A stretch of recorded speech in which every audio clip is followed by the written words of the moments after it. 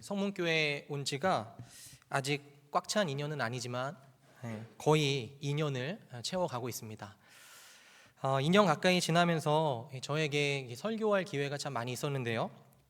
설교를 하는 데 있어서 제게 지론이 하나 있다면 그 중에 하나가 설교는 마음을 다루어야 한다라고 하는 겁니다. 대표적으로 이런 말씀들 때문인데요. 한번 띄워주시면, 누가복음 11장 39절 말씀인데 이렇게 기록되어 있어요. 주께서 이르시되 너희 바리새인은 지금 잔과 대접의 겉은 깨끗이 하나 너희 속인즉 탐욕과 악독이 가득하도다. 여러분, 바리새인들은 외적인 행동에 아주 능숙하고 또 깔끔했던 그런 사람들이었습니다. 화려하기까지 했어요. 그러나 이런 말씀들은요, 외적인 행동은 피상적일 수가 있고 또 겉으로 보여지는 행동의 변화는 하나님의 은혜 없이도 가능하다라는 것을 저에게 가르쳐 주었기 때문에 단순히 보여지는 모습을 다루고 또 외적인 행동의 변화만 강요하는 것은 성경이 지지하지도 않고 또 듣는 이들로 하여금 하나님 앞에 바르게 설 수 없게끔 한다라고 하는 그런 확신이 들었습니다. 그러니까 지금 여러분들이요, 이 자리에 나와 계시지만 조금 과격히 표현하자면 과격한 표현입니다. 저는 여러분들이 금요기도에 얼굴 도장을 찍었느냐 안 찍었느냐, 예배당에 출석하느냐 출석하지 않느냐보다 저는요, 여러분들의 마음과 생각이 궁금해요. 조금 이상한가요? 그러니까 어떤 마음으로 이 자리에 오셨을까? 무얼 간절하게 기도하고 계실까? 조금 명확히 표현하면 저는 여러분들의 영혼의 상태가 궁금하고요. 무엇보다 저는 우리들의 영혼이 어떤 상황과 환경에 처해 있든지 저의 영혼이 목표하고 또 지향하는 바와 여러분들의 영혼이 목표하고 지향하는 바가 같아야 된다라고 하는 그런 간절한 바람이 있습니다. 물론 성경이 말하는 바에 근거해서 말이죠. 여러분, 오늘 한 마음으로 같이 기도하고 싶은 주제가 있습니다. 여러분들이 느끼셨을지 모르겠지만 저는 저와 여러분들의 마음의 상태가 이러해야 한다라고 계속해서 주장해 왔습니다. 강조해 왔어요. 그건 바로 하나님의 영광과 하나님의 아름다움 그 자체에 심취하여서 하나님을 기뻐하라라고 하는 겁니다. 하나님을 그 자체로 기뻐하고 또 높이고 찬양하라라고 하는 것이었어요. 작년과 또 올 상반기에 진행했던 양육 프로그램이 있었습니다. 소율이 문답인데요. 여기에서도 이것을 인생의 제일 되는 목적이라고 이야기합니다. 그분을 영원토록 즐거워함으로 영화롭게 하는 것, 이것이 우리들의 목적이고 또 우리가 사는 이유다, 이렇게 가르쳐요. 여러분, 정말입니다. 저는요, 이걸 계속 강조해 왔어요. 그런데 이 메시지를 여러분들이 들을 때 어떤 분들은 이런 고민을 하실지 모르겠습니다. 나는 하나님을 기뻐하지 않는데 어떻게 하지? 하나님이 즐겁지 않은데 도대체 어떻게 하라는 거야? 라고 하는 고민 말입니다. 하나님을 기뻐합시다 라고 하는 메시지를 전할 때마다 이 질문은요, 계속해서 들어왔던 질문이었고, 그리고 이 메시지를 전하는 제 마음 속에, 제 마음 안에서도 계속해서 쌓아왔던 질문이 바로 이것이었습니다. 혹시 여러분들이 이런 질문을 마음속에 품고 계시다면 오늘 설교가 여러분들에게 도움이 되셨으면 좋겠습니다. 이 질문은요, 제가 사역하면서 들어왔던 질문이고 아마도 제가 앞으로 계속해서 목회를 한다면 계속해서 듣게 될 질문일 겁니다. 이 질문에 대한 답변은요, 이 설교로 충분하지 않습니다. 각자의 신앙의 상태, 또 신앙이 침체된 이유, 또 하나님을 기뻐하지 않는 이유를 신방이라든지 목회자들의 돌봄을 통해서 이야기를 나누는 것이 필요하겠죠. 제가 확신하건대 함께 사역하고 있는 목회자분들은요, 언제든지 여러분들의 그런 마음의 상태와 사정을 살피고 도울 마음이 있습니다. 그런 상태라면 목회자분들에게 도움을 요청하셨으면 좋겠어요.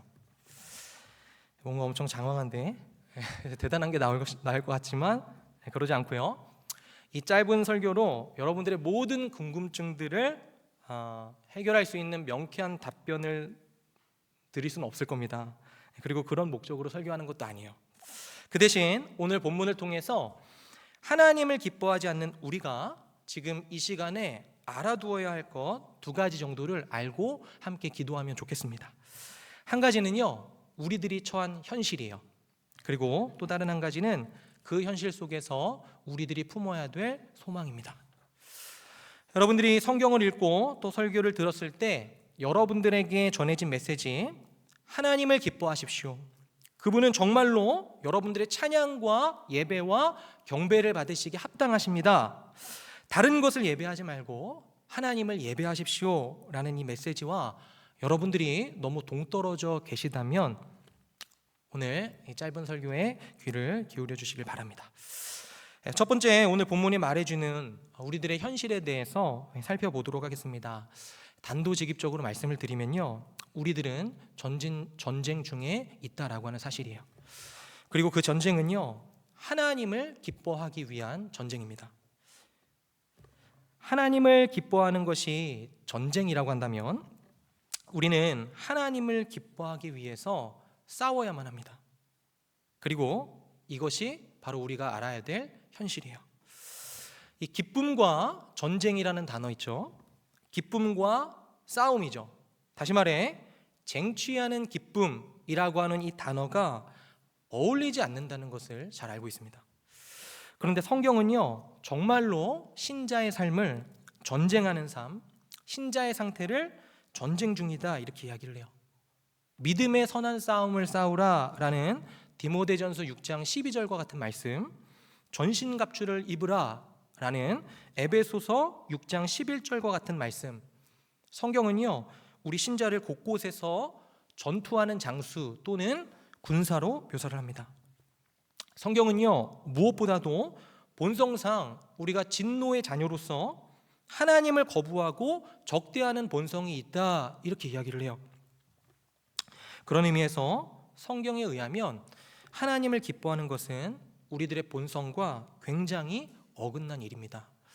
그리고 성경은 신자가 구원을 받은 이후에도 이 본성과 계속 싸우고 있다 이렇게 이야기를 해요.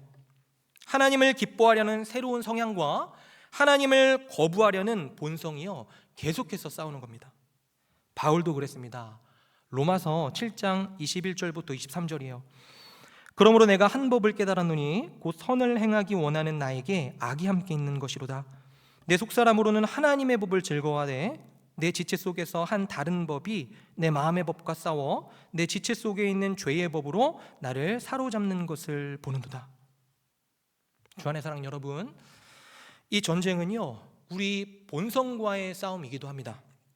하지만요, 하나님을 기뻐하는 것을 방해하는 악한 세력과의 싸움이기도 해요.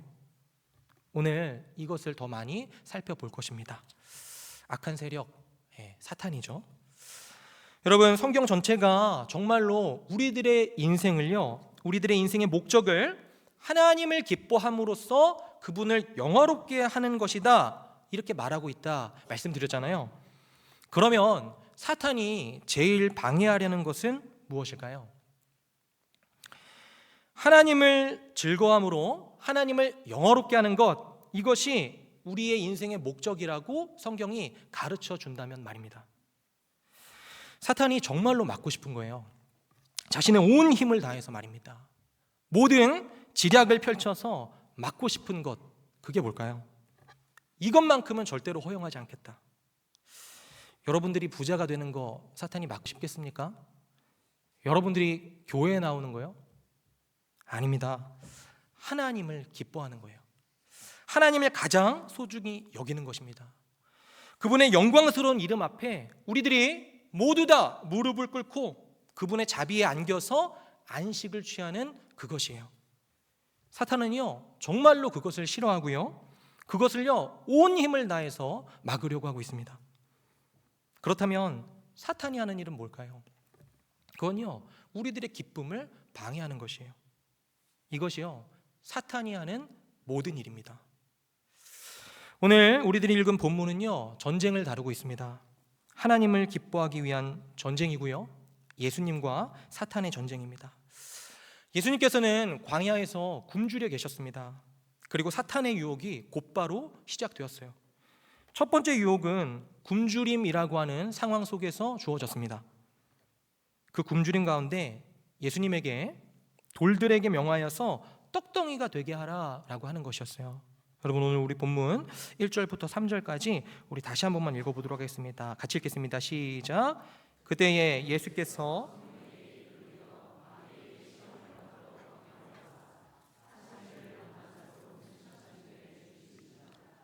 시험하는 자가 예수께 나와서 이르되 네가 만일 하나님의 아들이거든 명하여 이 돌을. 아멘. 사랑하는 여러분, 이 유혹 안에는요, 이런 메시지가 담겨 있습니다. 이런 거죠.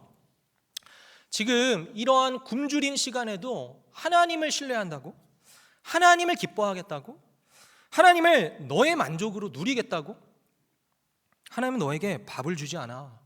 너의 먹고 사는 것에 관심이 없어. 그러니 네가 40일이나 굶고 있었지. 하나님은 말이야, 기뻐할 대상이 아니야. 지금 네가 겪고 있는 이 시간 자체가 그 증거 아니겠어? 더 이상 무슨 증거가 필요하겠어? 하나님은 떡을 주지 않냐. 그것에 관심이 없어. 떡은 네가 만들어 먹는 거야. 거기에 너의 생사가 달린 거야. 그러니 떡을 만드는 것에 너의 모든 능력과 너의 모든 지혜와 너의 모든 것, 네가 가진 모든 것을 총동원해서 그것에 집중해야 돼. 그래야만 넌 이 세상을 살아갈 수가 있어. 이것이 사탄의 유혹이었습니다. 여러분, 두 번째 유혹도 같이 한번 볼까요? 두 번째 유혹은 예수님을 성전 꼭대기에 세우고 하나님의 아들이어든 뛰어내리라. 그러면 천사들이 와서 땅에 떨어지지 않게 할 것이다 라고 하는 유혹이었습니다. 하나님을 시험하라 라고 하는 유혹이었어요. 오늘 본문 5절과 6절도 같이 한번 읽어보겠습니다. 같이 읽습니다. 시작.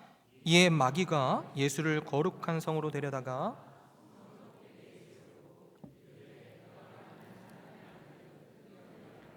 기록되었으되 그가 너를 위하여 그의 사자들을 명하시리니 그들이 손으로 너를 받들어 발이 돌에 부딪히지 않게 하리라. 아멘. 여러분, 이 유혹 안에도요, 이런 메시지가 담겨 있습니다. 하나님을 정말로 신뢰하겠다고? 하나님을 기뻐하겠다고? 그래? 그러면 그분을 시험해봐. 정말로 너의 믿음을, 너의 기쁨을 받을 만한 분이신지 한번 시험해봐. 이 상황에서도 너를 지킬 것 같아? 그렇게 믿겠다면 한번 해봐. 정말 하나님이 기뻐할 만한 분이신지 한번 해봐 라고 하는 메시지 말이죠. 세 번째 유혹은요, 천하만국의 아름다움이 보이는 곳에 높은 산에 올라가서 사탄이 내게 절을 하면 그것을 주겠다라고 하는 유혹입니다. 오늘 본문 8절과 9절이에요. 같이 읽겠습니다. 시작. 마귀가 또 그를 데리고 지극히 높은 산으로 가서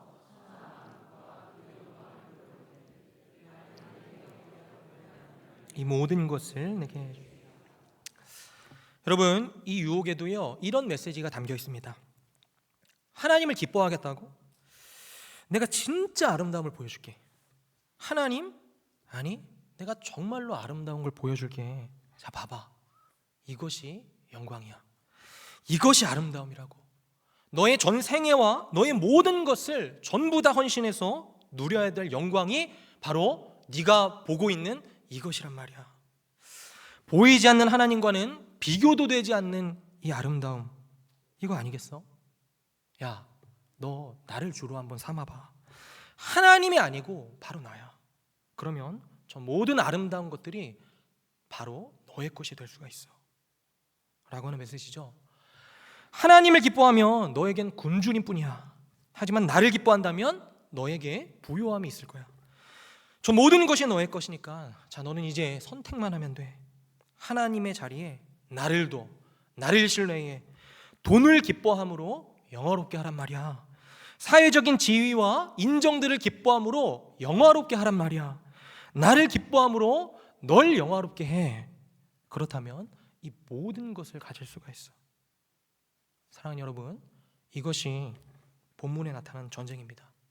그리고 이 전쟁이 바로 우리들의 삶이에요.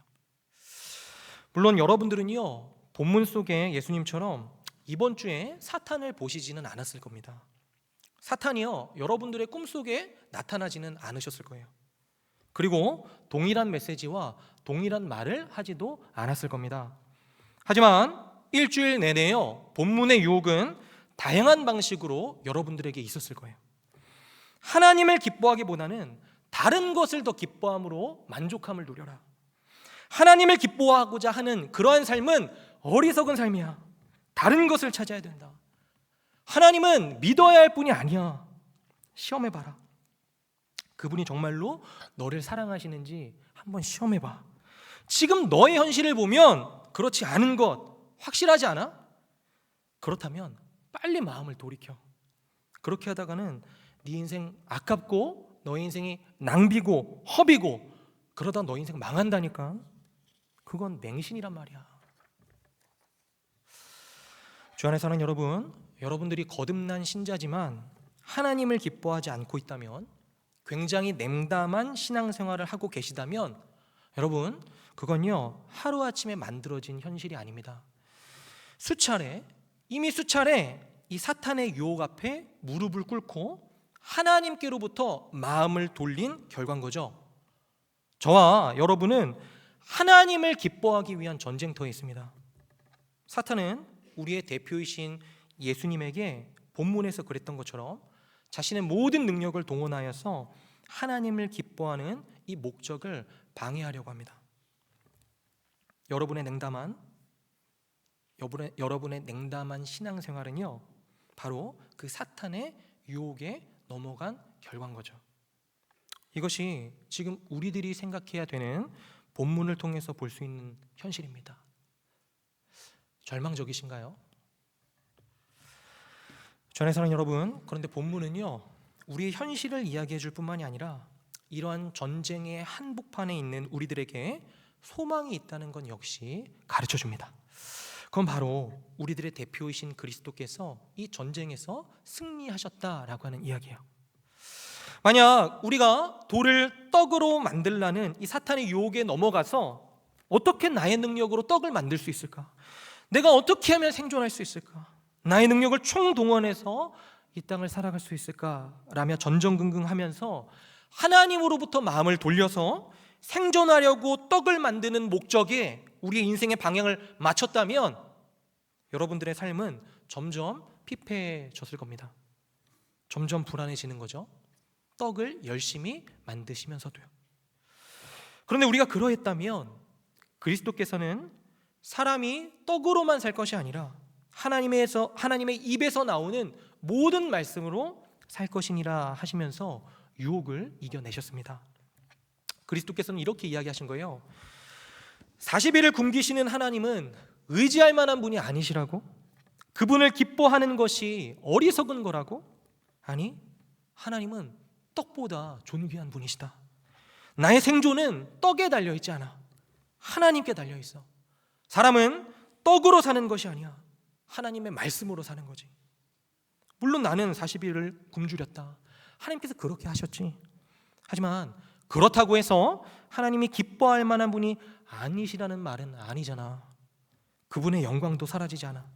그분의 영광과 아름다움은 내 40일의 굶주림으로 증명되는 것이 아니야. 나는 하나님을 의지하겠어 라고 말씀하신 거죠. 그리스도께서는 사탄에게 지지 않으셨습니다. 두 번째 유혹, 우리는 성전 꼭대기에서 떨어져서 하나님을 시험하라는 사탄의 유혹에 대해 정말 하나님이 나를 사랑하신다면 어떻게 이러실 수가 있지? 정말 하나님이 믿을 만한 분이시라면 어떻게 나에게 이렇게 하셔? 라고 수도 없이 생각하면서 하나님을 시험하고 점점 하나님과 마음이 멀어졌지만 그리스도께서는 주 너의 하나님을 시험하지 말라 말씀하셨습니다. 그리스도께서는요 이렇게 이야기하신 거예요. 하나님이 나를 정말로 사랑하는지 시험해 보라고? 아니야. 하나님은 시험할 분이 아니셔. 신뢰할 분이시지. 시험은 높은 자가 낮은 자를 확인하려는 행동이야. 하나님은 지극히 높은 분이셔. 시험은 신실한 자가 신실하지 않은 자의 마음을 확인하려는 행동이야. 하나님은 신실한 분이셔. 그분은 변하지 않아. 시험은 더 나은 답을 아는 자가 모르는 자를 확인하려고 하는 거야. 하나님은 가장 완벽한 답을 알고 계신 분이시지. 하나님은 시험할 뿐이 아니라 그분은 신뢰할 분이시다. 그리스도께서는 사탄에게 지지 않으셨습니다.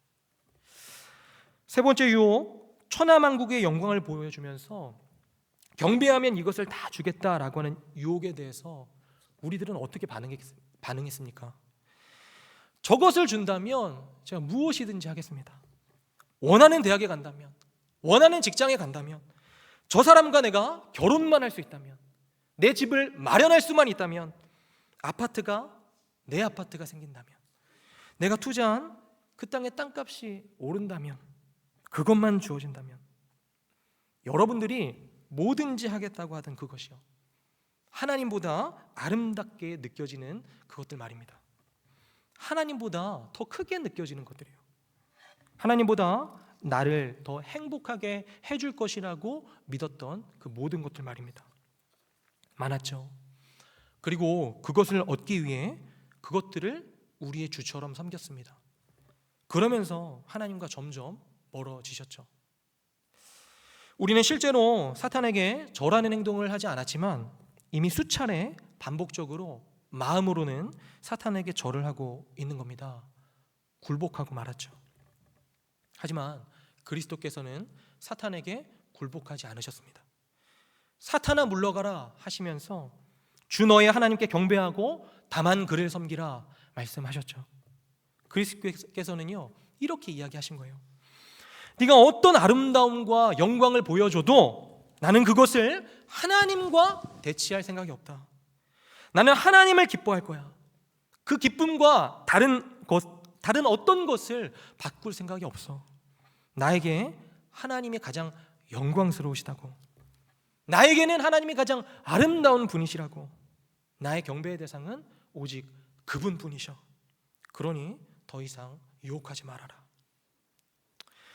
우리들은 사탄의 유혹에 수없이 넘어지면서 하나님께로부터 마음을 돌리면서 멀어졌지만 그리스도께서는요 이 모든 시험을 이기셨습니다.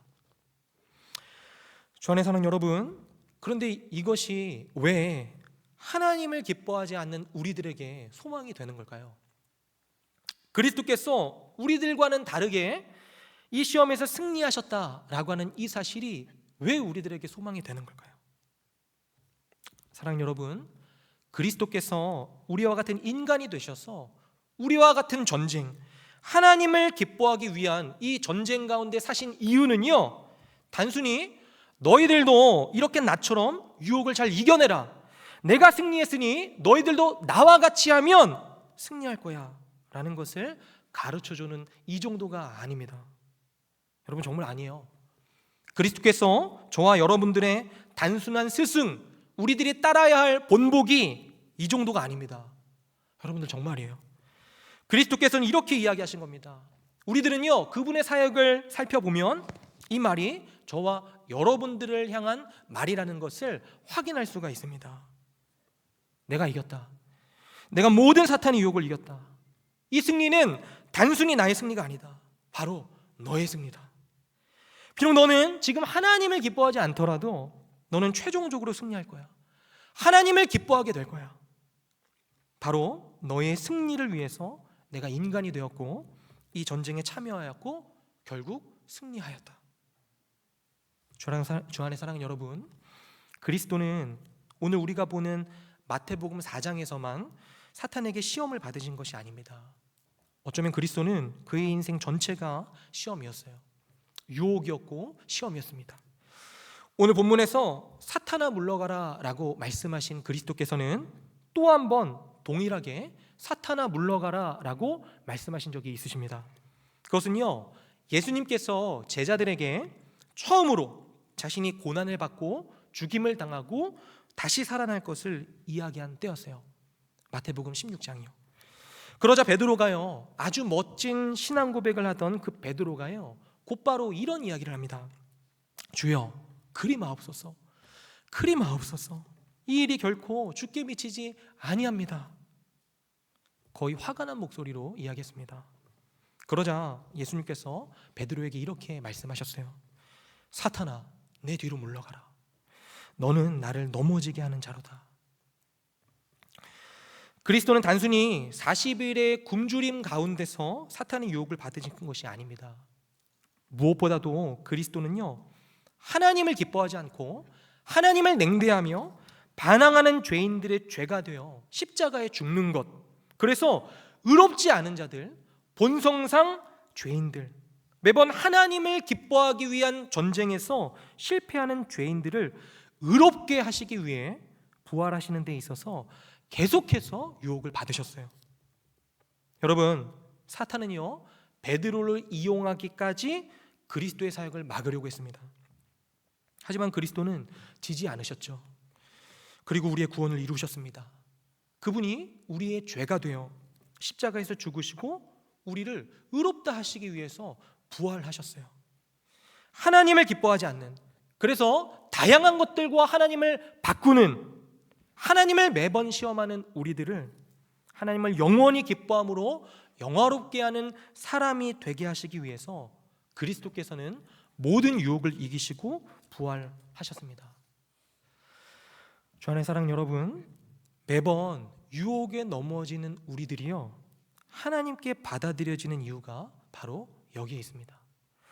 그리고 결국 우리들도 그리스도와 같이 하나님을 기뻐하며 그 영광을 즐거워하게 될 것이라는 소망 역시 바로 여기에 있어요. 그리스도의 승리입니다. 주 안의 사랑 여러분, 여러분들이 누구이시든 어떤 문제로 고민하시든 언제부터 신앙을 가지셨든지 간에 그런 것 전혀 관계없이 우리 모두는요, 동일한 현실에 놓여 있습니다. 우리 모두는 하나님을 기뻐하기 위한 전쟁이라는 현실에 놓여 있어요. 그리고 이 전쟁의 현실에서 우리가 가져야 할 소망은요, 우리의 승리가 그리스도께 있다라고 하는 사실입니다. 저와 여러분들은요, 최종적으로 승리할 것이고 하나님을 영원토록 기뻐하게 될 것입니다. 만약 저와 여러분이 그리스도 안에 있다면 말이죠. 그러니 이것을 기억하십시오. 우리의 삶은 전쟁이라는 현실에서 그리스도가 주신 소망을 품고 살아가는 삶이라는 사실을 말이에요. 정말로 그리스도가 주신 소망을 품고 살아가시는 여러분들이 되었으면 좋겠습니다. 한 집사님에 대한 이야기를 하면서 설교를 마치면 좋을 것 같아요. 제가 함께 교제하던 집사님께요, 한 번은 이렇게 물었습니다. 친한 집사님이에요. 친하니까 이렇게 물었는데, 집사님, 하나님을 기뻐하지 않을 때 집사님은 어떻게 하시나요? 이렇게 물었어요. 그랬더니 아주 현명한 답변을 해주셨습니다. 이렇게 답변 주셨어요. 구해야죠. 계속 구해야죠. 맞습니다, 여러분. 여러분, 하나님이 기쁘지 않으십니까? 구하십시오. 아버지께 구하되 계속해서 구하십시오. 그러나 계속 구하시면서 이걸 기억하세요. 소망이 우리들에게 주어져 있다는 사실 말입니다. 그러니 소망을 갖고 구하십시오. 여러분들의 기도를 하나님께서 들으실 겁니다. 그리고 정말 하나님께서는요, 영광스럽게 자기 자신을 나타내실 거예요. 그러면 여러분들은 하나님을 기뻐하실 수 있게 될 겁니다. 이 소망을 품으시고 계속해서 하나님을 찾으시기를 바랍니다. 우리들의 현실은요, 우리가 생각하는 것보다 훨씬 버겁지만 우리들의 소망은요, 우리가 생각하는 것보다 훨씬 더 영광스럽고 훨씬 더 안전합니다. 이 사실을 믿으시기를 바라요. 우리 같이 찬양하고 기도하도록 하겠습니다.